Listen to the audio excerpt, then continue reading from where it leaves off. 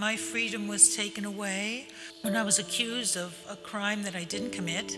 I was locked up. I was sentenced to death. I couldn't leave. I couldn't be with my loved ones. I had 2 young children. My son was 9. My daughter was 10 months old. And all of that was taken away. And I hadn't done anything.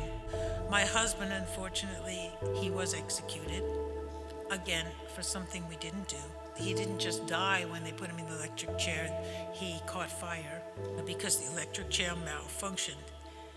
And at that point, when our daughter, who had been 10 months old, was then about 15, when she heard how terrible the execution was, she tried to take her own life. And I was helpless to help her.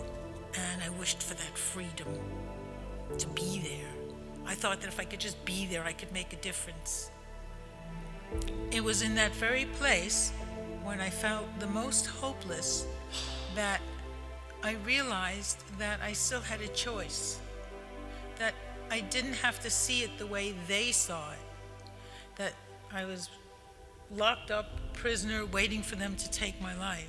In fact, while I still was living and breathing, I still was in charge of my life. I might not be in charge of my circumstances, but my life still belonged to me, and I could still choose what I wanted to do with it and how I would live it. There's a freedom that only you can give to yourself, and that's the most important freedom of all.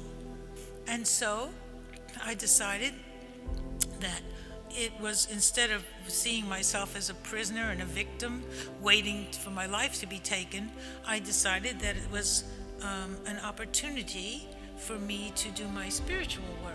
I had no dishes to wash, I had no laundry to do, I had nobody to take care of, I didn't have to work. I was sentenced to death in the electric chair, so I got free electricity until that day. And so I turned my cell into a sanctuary, and I began to do yoga and meditation and prayer. I chose to believe in hope rather than hopelessness. That's what they wanted me to believe. And so I actually found a freedom that I never knew before while I was sentenced to death, while they had supposedly taken my freedom away. And then, finally, one day, my sentence was changed from death to life, and things improved.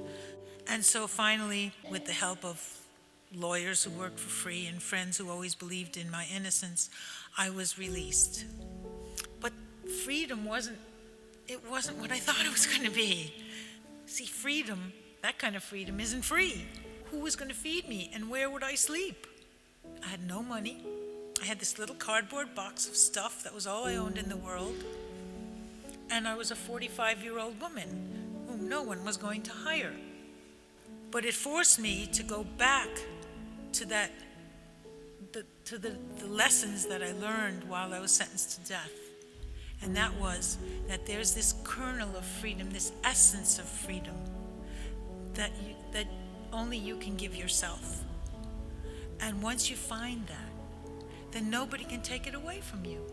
I determined that, again, I wasn't going to be a victim and live in misery and anger and fear, and those were not the legacies that I wanted to leave to my children.